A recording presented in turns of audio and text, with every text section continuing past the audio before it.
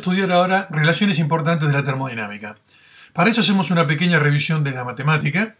Si tenemos una función de dos variables, o sea z que depende de x y de y, la pregunta que nos hacemos es, si se produce un cambio de x, ¿cuánto afecta eso a la z? O sea, ¿cómo cambia z si yo cambio x o cómo cambia z si yo cambio y? Bueno, la diferencial exacta tiene dos variables independientes que son los diferenciales, el diferencial x y el diferencial y. Los dos pueden variar independientemente y afectar al z, o sea, producir un cambio, un diferencial z. Un pequeño cambio de x produce un pequeño cambio de z, lo mismo con y. La pregunta es, si yo cambio un poquito la x, ¿cuánto cambia la z? ¿Cómo afecta este cambio a la z? Bueno, depende del número que esté acá adelante. Si es un número grande, este cambio va a estar multiplicado por un número grande, va a ser un cambio grande en z. El factor de proporcionalidad justamente es cómo está cambiando z con x. Si está aumentando mucho o poco, y eso es la derivada de z respecto de x, la derivada parcial. Y el factor de proporcionalidad de cómo afecta en cambio de y en la z es la derivada de z respecto de y. Estas derivadas parciales le podemos llamar a y b. Entonces una diferencial exacta tiene dos variables que son las diferenciales x y, que son variables independientes, con los factores de proporcionalidad que son las derivadas de la función z respecto de x y respecto de y. Estos a y b, estas derivadas, las podemos volver a derivar, se llama derivada segunda, eso cruzadas, o sea, derivo a, que es la derivada respecto de x, respecto de la variable y. Y es lo mismo que derivar esta, que es b, respecto de x. Y tienen que ser iguales, esa es una característica típica de las diferenciales exactas. Las derivadas segundas cruzadas son iguales. Además, lo que decimos recién, si ahora vamos a ver que el diferencial g es b diferencial p menos s diferencial t. Esto nos dice que g es función de la presión y la temperatura. Y si cambia la presión, ¿cómo cambia g? Bueno, justamente la derivada de g respecto de p es b. Y como b, el volumen, es positivo, quiere decir que la derivada es positiva. Y si es positiva, quiere decir que g es una función creciente con la presión. Cuando la función g la queremos analizar con la presión sube, g sube. En cambio, cuando queremos ver cómo depende g con la temperatura, la derivada es negativa porque s es positivo, pero menos s es negativo. Entonces, si la derivada es negativa, quiere decir que g es una función decreciente con la temperatura. Eso lo podemos hacer con cualquier diferencial exacta. Es un análisis interesante, es una información que podemos sacar de mirar simplemente la ecuación diferencial. Bueno, el teorema de Clausius, la desigualdad de Clausius, dice que el diferencial S, hay un pequeño cambio, el diferencial S es mayor que el diferencial Q sobre T en un proceso irreversible y es igual a diferencial Q sobre T en un proceso reversible. En un proceso reversible, entonces diferencial Q es T por diferencial S. Entonces, si tomamos la primera ley, que es diferencial U, un pequeño cambio en U es diferencial Q más diferencial W. Diferencial Q vemos que es T diferencial S y diferencial trabajo es menos P diferencial B. Entonces encontramos que la función energía interna es función de la entropía y del volumen, que son las diferenciales de las variables independientes.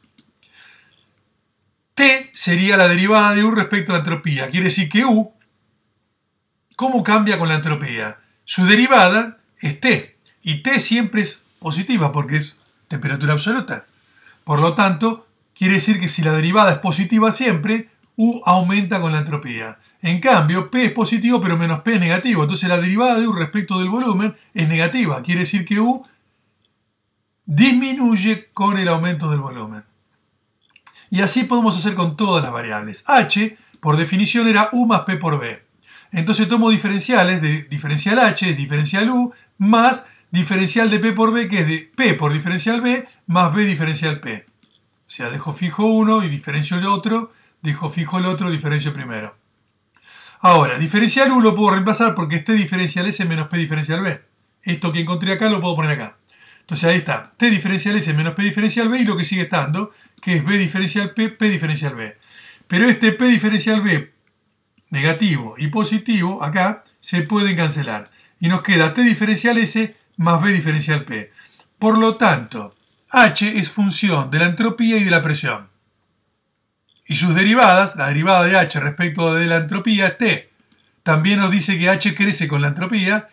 Y la derivada de H respecto de P es B, y también crece. O sea que H crece con la entropía y con la presión. H es una función natural de la entropía y la presión. La función de Helmholtz A era U menos T por S. Entonces diferencial A es diferencial U menos T diferencial S menos S diferencial T. Diferencial U lo puedo reemplazar, está acá. Es T diferencial S menos P diferencial B.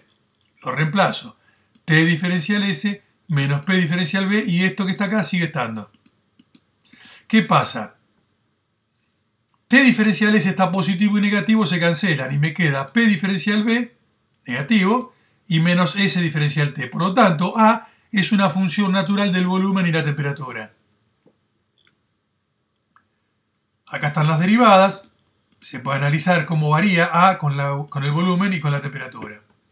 Por último, G se definía como H menos T por S, función de Gibbs. Diferencial G es diferencial H menos T diferencial S menos S diferencial T. Pero diferencial H lo podemos reemplazar por lo que encontramos acá. Diferencial H va a ser T diferencial S más B diferencial P menos lo que ya está, T diferencial S menos S diferencial T. Entonces T diferencial S menos T diferencial S se va y me queda B diferencial B menos S diferencial T. Por lo tanto, la función de Gibbs es una función natural de la presión y la temperatura. Y la derivada de G con la presión es B. Quiere decir que G aumenta con la presión. Y la derivada de G con la temperatura es menos S. Como S es positiva siempre, menos S es negativa, por lo tanto G con la temperatura disminuye. Y tenemos la expresión de la diferencial exacta para U, para H, para A y para G. Si aplicamos para cada una de estas diferenciales la propiedad de que las derivadas cruzadas segundas son iguales, tendríamos acá que derivar T respecto del volumen, es igual a derivar P respecto de la temperatura. De la entropía. Cuando derivo T respecto del volumen, mantengo la entropía constante. Y cuando derivo P respecto de la entropía, mantengo el volumen constante. Y llevo un signo menos porque esta tiene un signo negativo. Estoy derivando P respecto de S. Pero en realidad es menos P. Acá tendríamos que la derivada de T respecto de la presión es igual a la derivada de B respecto de la entropía. T respecto de la presión, B respecto de la entropía. En A, las dos tienen signo negativo, así que menos y menos se va. Derivar P presión respecto de la temperatura es igual a derivar la entropía respecto del volumen. Mantengamos, ¿sí?, aparte esta marcada especialmente porque la vamos a usar ahora en lo que sigue. Para G tengo que la derivada de el volumen respecto de la temperatura es igual a la derivada de S respecto de la presión, con signo negativo. Bueno, recordemos esta. De A tenemos la derivada cruzada que es la derivada de P respecto de la temperatura es igual a la derivada de S respecto del volumen. Ahora lo vamos a ver, lo vamos a usar. Estas cuatro son llamadas las relaciones de Maxwell. La tercera relación de Maxwell la vamos a usar ahora para poder demostrar una propiedad importante que ya se usó en los problemas. Tenemos que diferencial U es T diferencial S menos P diferencial B. Si dividimos por diferencial B, tenemos la derivada de U respecto de B, y acá tenemos T por la derivada de S respecto de B, menos P, derivada de B respecto de B, se va y queda solamente menos P. Bueno, de la parte anterior, acabamos de ver que derivada de S respecto del volumen es igual a derivada de P respecto de la temperatura. Entonces acá podemos reemplazar esto por su igual. Entonces la derivada de U respecto con el volumen, la temperatura constante, es igual a T por esta derivada que la reemplazamos por la derivada de P de presión respecto a temperatura, volumen constante, menos la P que ya está acá. Bueno, esta es una relación que ya usamos y permite evaluar cómo varía U con el volumen para gases reales. Para un gas de Van der Waals, P más N cuadrado A sobre B cuadrado por B menos NB es igual a RT. Si yo despejo la presión de acá, B menos NB pasa dividiendo, acá está, y N cuadrado A sobre B cuadrado pasa restando. Si yo hago la derivada de la presión respecto del volumen, esto que está acá, la presión respecto del volumen,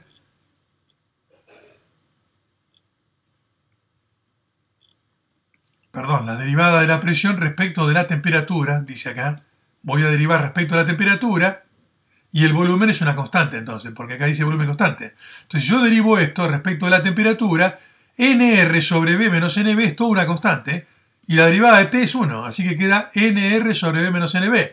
Y esto no tiene la función temperatura, por lo tanto para la temperatura es una constante, y cuando derivo es 0. Me queda que la derivada de p, esta que está acá, respecto a la temperatura es nr sobre b menos nb. Entonces reemplazo t por la derivada menos p. Entonces t por la derivada, que es nr sobre b menos nb, menos p. O sea que queda acomodando nrt sobre b menos nb menos p. Entonces reescribo de nuevo la derivada de u respecto al volumen es nrt sobre b menos nb menos p. Pero p es todo esto que está acá. Es nrt sobre b menos nb más n cuadrado a sobre b cuadrado. Este término con este se cancela y me queda simplemente la parte final, que es n cuadrado a sobre b cuadrado. Esto hay que hacerlo despacito con un lápiz y un papel y llegar a esta relación. O sea que el cambio de u con respecto al volumen a temperatura constante, o sea, cómo cambia la energía interna con el volumen para un gas real, es n cuadrado a sobre b cuadrado. Entonces, diferencial u pasa al diferencial b multiplicando e integro. Cuando integro diferencial u da delta u, y acá cuando integro simplemente da delta b. Perdón, da diferencial b sobre b cuadrado. Entonces queda n cuadrado a y queda la integral de diferencial b sobre b cuadrado. Esto da menos 1 sobre b. Entonces queda menos n cuadrado a, 1 sobre b final, estado final 2, menos 1 sobre b1. Esta es la ecuación que permite calcular cómo cambia la energía interna cuando cambia el volumen para un gas real. Para un gas ideal no depende del volumen, la energía interna solamente depende de la temperatura y por eso directamente vale 0. El delta 1 cambia con el volumen. ¿Por qué? Porque para un gas que no tiene fuerzas, el A, la función de Van der Waals A que mide la fuerza, sería 0 y entonces daría delta U 0.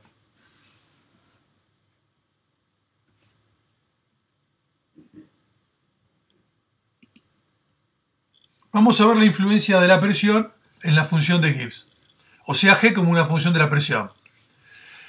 Encontramos que el diferencial G es naturalmente función de la presión y la temperatura, o sea, la diferencial exacta G es igual a B diferencial P menos S diferencial T. Si la temperatura es constante, diferencial T es 0. Queremos estudiar el cambio de la presión. Entonces, si la temperatura la fijamos, este diferencial es 0 y nos queda que diferencial G es B diferencial P. Integrando miembro a miembro, entre un estado inicial y final, acá nos queda un delta G, nos queda G2 menos G1. Y acá nos queda la integral de B diferencial P. Tengamos en cuenta esto, entonces, el cambio de G es la integral de B diferencial P. Para sólidos y líquidos, el volumen aproximadamente es una constante, no cambia con la presión, se puede sacar fuera la integral y queda que delta G, porque esto es delta G, es B por delta P. Si trabajamos con un mol, B es el volumen molar, entonces delta G para un mol es volumen molar por delta P. Esto se aplica para sólidos y líquidos.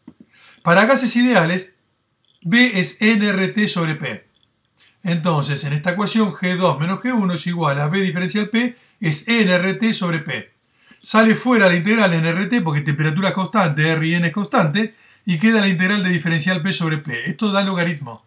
Entonces, G2 menos G1 es nRT logaritmo de P2 menos logaritmo de P1, que es lo mismo que decir logaritmo de P2 sobre P1. Y acá tenemos una función importante. G2 menos G1, o sea, delta G, es nRT logaritmo de P2 sobre P1. Bueno, G2 es igual a G1 más nRT logaritmo de P2 sobre P1. Si dividimos todo por el número de moles por n, acá se va n y acá quedan los 2G dividido n.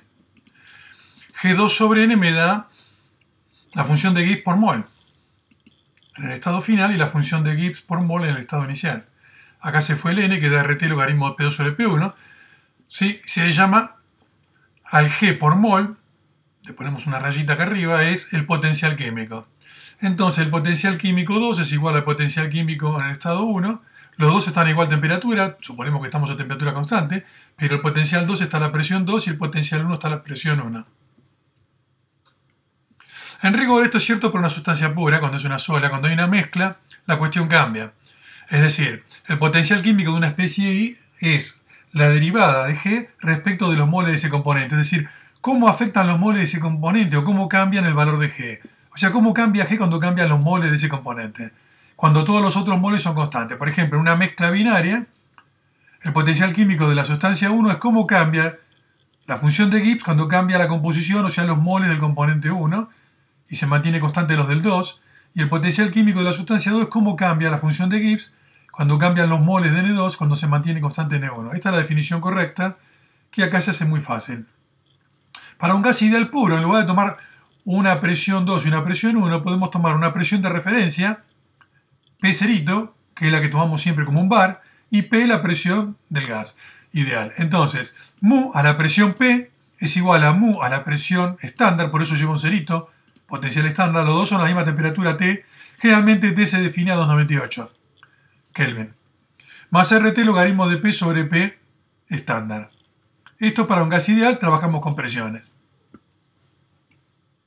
Para un gas real se cambia la presión del gas por su fugacidad, que se define como la presión del gas por el factor o coeficiente de fugacidad, phi, que es un número adimensional.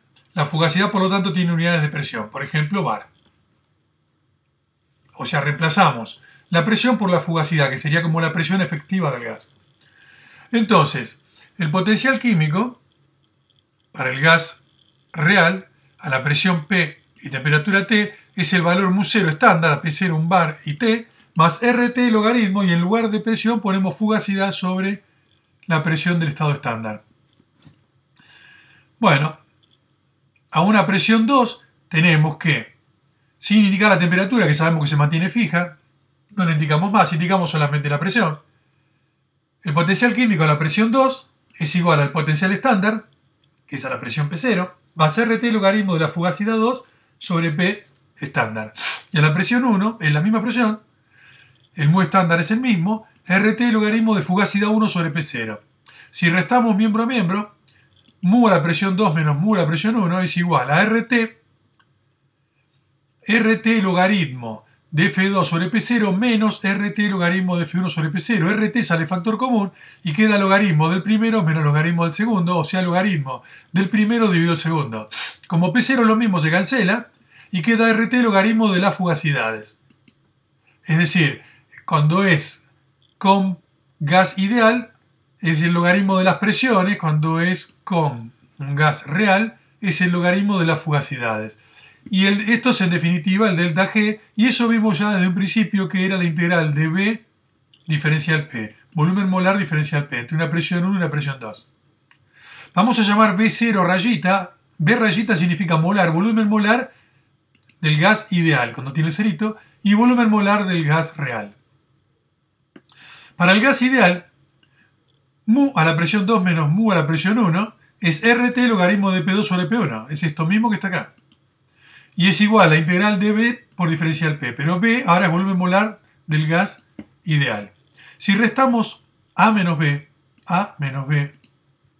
nos queda lo siguiente, nos queda RT logaritmo de F2 sobre F1 menos RT logaritmo de P2 sobre P1 es igual a la integral de B diferencial P menos la integral de B diferencial P, pero para el gas ideal. Entonces, a bajas presiones la fugacidad es igual a la presión. Y suponemos que en el estado 1 la presión es normal baja. Entonces tenemos RT, factor común queda logaritmo de F2 sobre F1 y P2 sobre P1. Entonces F1 y P1 son iguales y se cancelan. Y nos queda RT logaritmo de F2 sobre P2. Es igual a la integral, y estas dos integrales las podemos meter en una sola, poniendo B menos B, volumen molar menos volumen molar del gas ideal. Diferencial P, ¿sí?, como factor común, entre P1 y P2. Bueno, esto nos dice que el logaritmo de F2 sobre P2 es igual a la integral de P1 hasta P2, cuando P1 es muy baja y tiende a 0.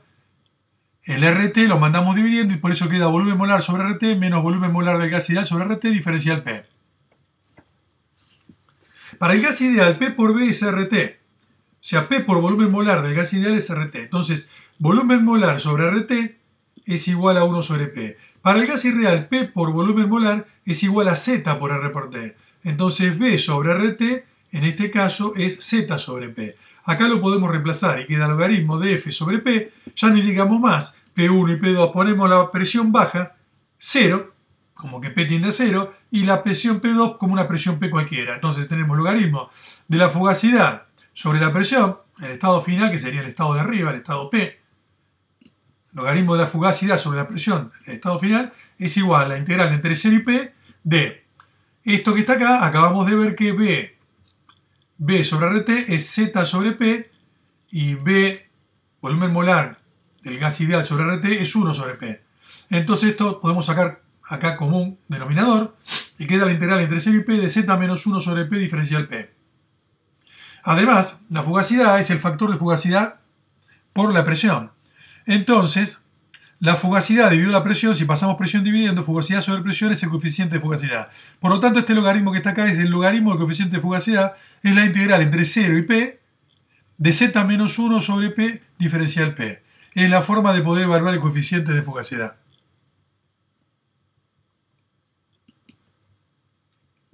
A temperatura menor que temperatura, pequeño análisis. Si la temperatura es menor que la temperatura de Boyle, vimos que Z era menor que 1, el factor de compresibilidad. Por lo tanto, si paso restando el 1, Z menos 1 es menor que 0. Pero si miramos acá en esta ecuación, el logaritmo del coeficiente de fugacidad tiene dentro de la integral Z menos 1. Si Z menos 1 es negativo, como P es positivo, esto da negativo. Integrar algo negativo va a dar negativo. Entonces el logaritmo de phi va a ser negativo. Si el logaritmo de phi es negativo es porque phi es un número menor que 1.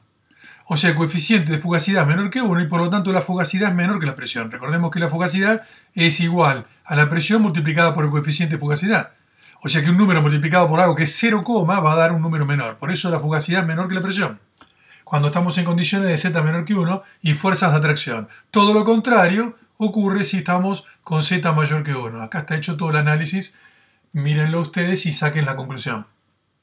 En general se puede graficar Z menos 1 sobre P en función de P, esto en el eje ordenadas, y en las abscisas P, entre 0 y la presión que queremos calcular, el área debajo de la curva, nos da el logaritmo de phi. Es una manera de evaluar el coeficiente de fugacidad. El potencial químico de un gas real a la presión P, T es la temperatura de referencia, que puede ser 298 Kelvin, es el valor del potencial químico estándar, que corresponde a la presión estándar de un bar, más RT logaritmo de la fugacidad sobre el P0. Pero la fugacidad es el coeficiente de fugacidad por la presión. Y acá podemos dividir este logaritmo. Podemos hacer logaritmo, esto es un producto, es P sobre P0 por phi. Yo puedo hacer logaritmo de P sobre P0 más logaritmo de phi. Y como está todo por RT, va por RT. Entonces queda el potencial estándar más RT logaritmo de P sobre P0 más RT logaritmo de phi. Pero si miramos bien, esto que está acá adelante, que es el potencial estándar más RT logaritmo de P sobre P0, le podemos llamar al mu del potencial químico ideal del gas a la presión P. Entonces, si todo esto es el potencial químico ideal, el potencial químico del gas real es el ideal más RT logaritmo de phi. De manera que RT logaritmo de phi estaría corrigiendo la desviación de la idealidad que tiene el gas real respecto del ideal. Fíjense que si el coeficiente phi vale 1, el logaritmo de 1 es 0 y esto desaparece y nos queda que el potencial químico es el potencial ideal. Acá está graficada la fugacidad en función de la presión. A bajas presiones es lo mismo. El ideal, que sería la presión, es igual a la fugacidad. Pero cuando la presión aumenta, en general ocurre que es menor la fugacidad que los que esperaríamos. Si fuera igual tendría que ser la curva roja, así que es menor la fugacidad que la presión. Cuando la presión es 0, cuando P0 es igual a 1, a un bar, tenemos el estado estándar. Correspondería a fugacidad a un bar si estamos con un gas ideal. En el caso real, una fugacidad 1 corresponde a una presión mayor que 1. Por eso es un estado estándar que no es genuino, porque no tiene una presión igual a P0, sino que lo que tiene igual una presión igual a 1, sino que lo que tiene igual a 1 en realidad es la fugacidad. Si graficamos el potencial, esta curva roja es el ideal y esta es la real. ¿Sí? Cuando el potencial estándar, mu0, corresponde a P0. Corresponde a P0, ¿sí? Y P0 igual a 1. Sin embargo, para el gas real corresponde a una fugacidad de 1 y una presión mayor que 1. Un ejemplo. El gas real amonía corresponde a la fórmula P por B menos B igual a RT. Es la forma de Van der Waals donde corregimos solamente el volumen. Entonces queda P por B menos PB igual a RT. Calcular el coeficiente de fugacidad y la fugacidad a 10 bar y 298,15 Kelvin para este gas amoníaco. Sabemos que el coeficiente B vale 3,707 por 10 a la menos 2 litros por mol. Constante B de Van der Waals. Bueno, B despejado de acá, es igual, pasa PB sumando y después pasa P dividiendo. Entonces queda RT sobre P y B que va multiplicado por P cuando pasa dividiendo B, P se va a la presión. P por B pasó sumando, pasa P dividiendo, se va a la P. Me queda RT sobre P más B. Además vale que P por B es Z por R por T. O sea, P por volumen molar es Z por R por T. Z, por lo tanto, es P por volumen molar sobre RT. Entonces, en la ecuación que está acá, P por B, si dividimos todo por RT, pasa RT dividiendo, menos P por B sobre RT es igual a 1. Pero esto que está acá, P por B sobre RT, es igual a Z. Entonces tenemos Z menos P por B sobre RT es igual a 1. Pasamos el 1 restando, pasa esto sumando. Entonces Z menos 1 es P por B sobre RT. Y si pasamos P dividiendo, Z menos 1 sobre P es B sobre RT. Porque esto es lo que tenemos que integrar para sacar el logaritmo de phi. El logaritmo de phi es la integral entre C y P de Z menos 1 sobre P diferencial P. Pero lo podemos reemplazar por B sobre RT. Entonces queda B sobre RT y B sobre RT a temperatura constante es una constante, sale fuera y queda la integral de diferencial P entre 0 y P, que es P. Así que queda B por P sobre RT. Entonces el logaritmo de phi es B por la presión en pascales sobre R, el sistema internacional, y la temperatura. Hacemos la cuenta, esto da un número dimensional, 0,01495. Entonces, si despejamos, phi es E elevado a la 0,01495, da 1,015. Por lo tanto, la fugacidad es el factor de fugacidad por la presión. El factor encontramos que es 1,015 por la presión que es 10 bar, nos va a dar 10,15 bar.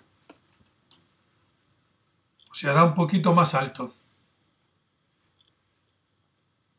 Porque el coeficiente de fugacidad dio 1,0 algo, dio mayor que 1. Acá tenemos datos experimentales de la presión y la fugacidad del nitrógeno. Desde 1 atmósfera hasta 1000 atmósferas, cómo va cambiando. 1, 10, 50, 100, 200, 300, 400, 600 y 1000. ¿Cómo va cambiando la fugacidad? La fugacidad es muy parecida a la presión cuando es baja, por eso el coeficiente es casi 1. 0,9996. A medida que la presión va aumentando, empieza a haber una disminución. La fugacidad acá para 50 atmósferas es 49 y ya es 0,98. Para 100 atmósferas es 97 y es 0,97 el coeficiente de fugacidad. Para 200 es 194 y es 0,97.